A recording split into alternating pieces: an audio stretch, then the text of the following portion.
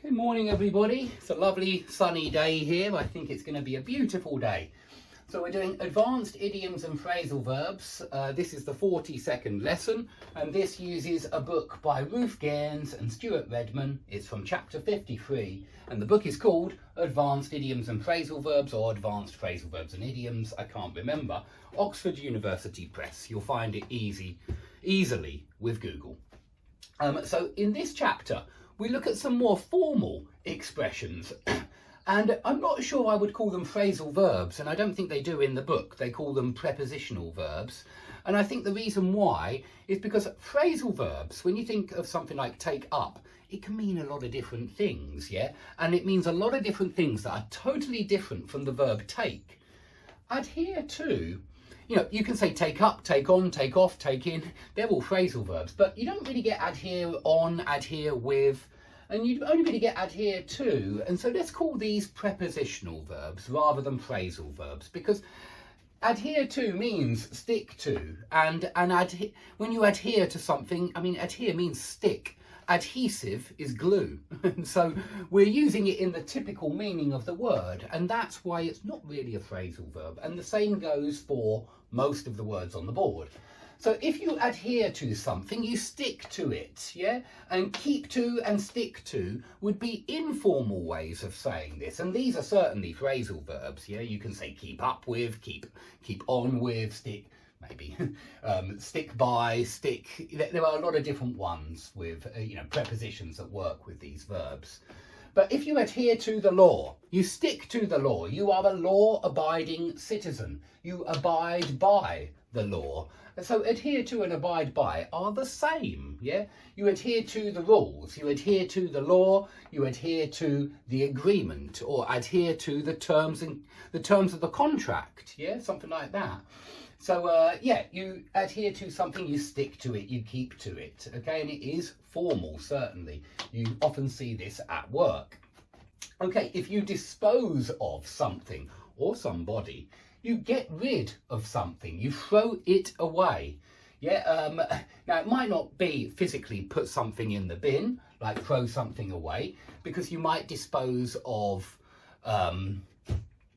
what else could you dispose of? Well, you can certainly dispose of people, meaning get rid of them, perhaps sack them, perhaps get rid of them in the sense of they don't work for you anymore. So you make them redundant or something like that.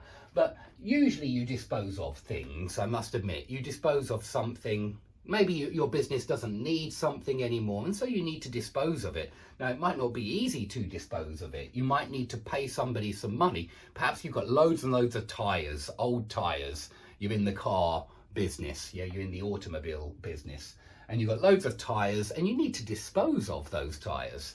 And you can't just pay somebody to go and dump them in the forest. Or at least that's not legal. You wouldn't be abiding by the law if you were doing that. And I saw actually somebody got arrested just recently for doing exactly that. And I think he dumped something like 500 tons of tyres. It was a huge amount. And he tried to dispose of the tyres in the forest and then set fire to them. And of course he has been arrested and he has been fined a large amount of money for the damage that he caused to the environment, I suppose. Okay, so that is dispose of something. Deprive somebody of something. If you deprive somebody of food, then you don't give them any food. If you deprive somebody of the chance to do something, then you don't give them the chance to do something. So deprive somebody means not allow them to have something, and it's usually something that they need or at least will be good for them.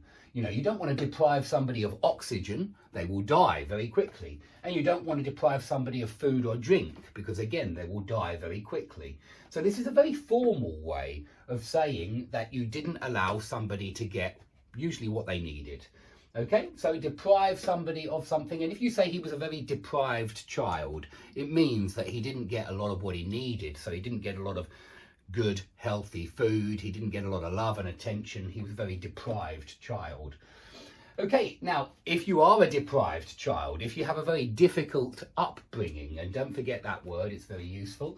if you have a very difficult upbringing, you probably have to contend with a few psychological problems, because if your parents neglected you, if your parents neglected you, or maybe it was somebody else, but I'm not sure, but if somebody neglected you when you were growing up, that means they deprived you of love, attention, care, food, water, maybe medicine, maybe something like that, but that means they neglected you, and that means you will have to contend with a lot of psychological problems. So to contend with problems means to face problems and deal with those problems. And this is a very formal expression. You know, you might say our firm has had to contend with a very difficult economic climate over the last 2 years.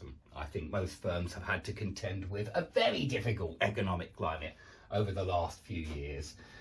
So because the economy has been in dire straits, really, especially in the last few months, many companies, many businesses have had to contend with these economic problems. Okay, and we've all had to contend with inflation, for example. All of us, we have all noticed that prices have been going up and up and up ever since there was a big free money giveaway.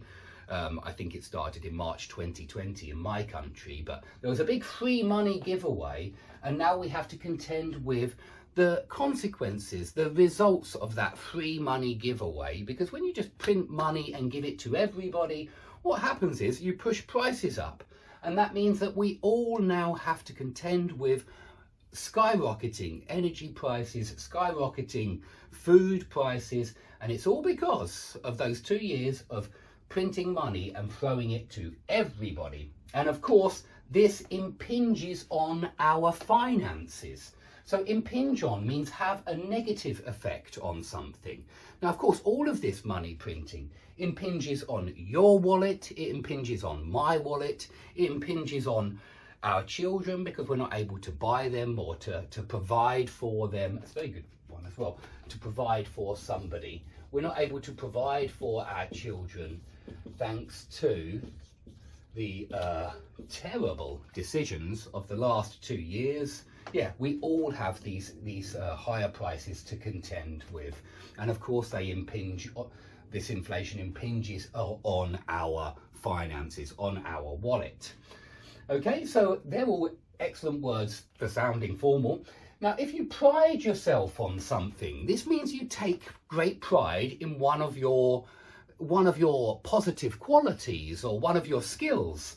So you might pride yourself on your ability to speak a foreign language. Yeah. You might pride yourself on, could be anything, on your culinary skills, on your cooking skills. Yeah. If you're a great cook, I'm not being honest, but if you're a great cook, you might pride yourself on your cooking abilities, on your culinary skills, and that's another good word, culinary skills. Not sure if it's 1 L or 2. I think it's 1 in culinary, but do check that. Your cooking skills, your culinary skills. Okay, if you dispense with somebody's services, it means you get rid of them, you dispose